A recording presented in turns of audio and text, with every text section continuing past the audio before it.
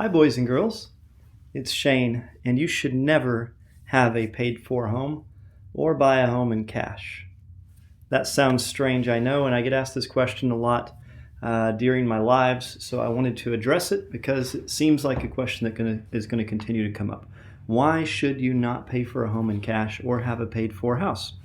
So, the best way I've come up with to illustrate this is we're going to create two versions of me, like an MCU multiverse. We got Tobey Maguire Spider-Man and whatever the other guy's Spider-Man is that you like, but we know Tobey Maguire is the best Spider-Man. Okay, so we got Tobey Maguire. He's got $100,000, and what other lesser Spider-Man you have over here who also has $100,000. One of them in their universe decides, I'm going to go buy a house. So we're going to pick lesser Spider-Man. He spends $100,000 on one house in my neighborhood, and we're going to use these numbers just to make it simple. So $100,000 on one house in my area, which is rent ready, and he can rent out. Other Spider-Man that's better is going to do things differently. So we're going to focus on the lesser Spider-Man. So he goes and buys this house. Then he rents it out. So every single month, somebody shows up and says, here, Spider-Man, here's $1,000 for rent.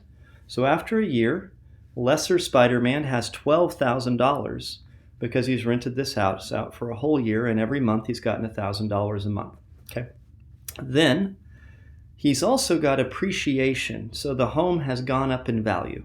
And lately it's been a lot of inflation. So let's say the home's gone up 10% in value, just to keep the numbers simple. So his $100,000 house, he could now sell for $110,000, and he's got $12,000. So this Spider-Man over here is feeling like he's an amazing Spider-Man because he's got $22,000 profit off of his $100,000 in 1 year. And that sounds amazing. Okay. And then the next year comes and the same thing happens. He gets $1,000 a month and it appreciates by another 10%. So now he's got $22,000 a second time, maybe a little bit more because the appreciation has increased. So now we've got $44,000 in 2 years off his $100,000. How amazing is that? He feels great. All right, now let's take Tobey Maguire, best Spider-Man. Okay, so Tobey Maguire knows because he follows Shane that he shouldn't just go buy a house with cash. Instead, he goes and buys a house with a loan. And he finds a loan where he can make a 10% down payment.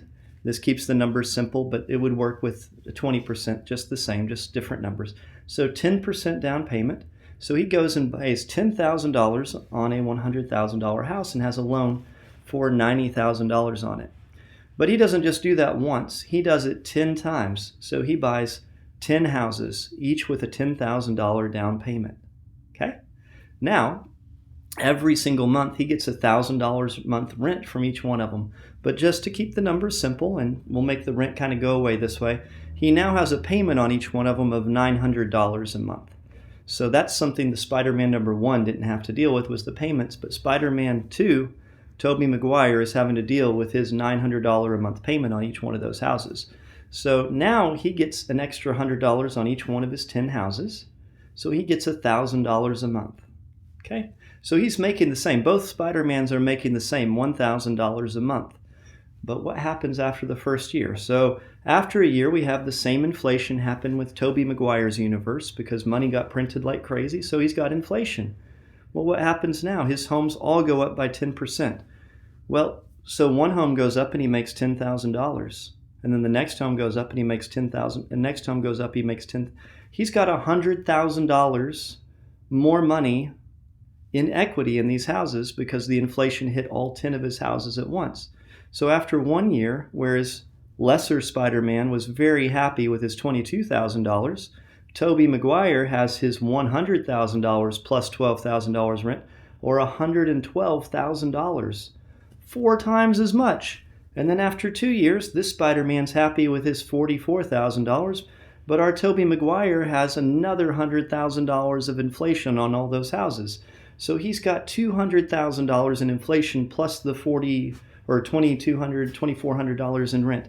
So he's made like 5-6 times as much money because he didn't buy a house with cash. And if you have already made the mistake and you've bought a house with cash, no big deal. There's an easy way that Spider-Man that's lesser here could fix it in his universe.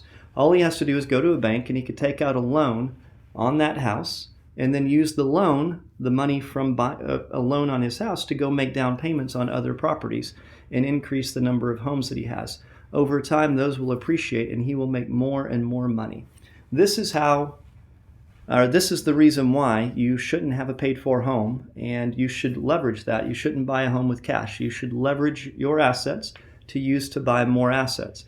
Now, if you use that money, if you just go take a loan out on your house and you're like, woo, I'm going on vacation, let's head to Vegas, then don't listen to me about this. Just pay for the home in cash.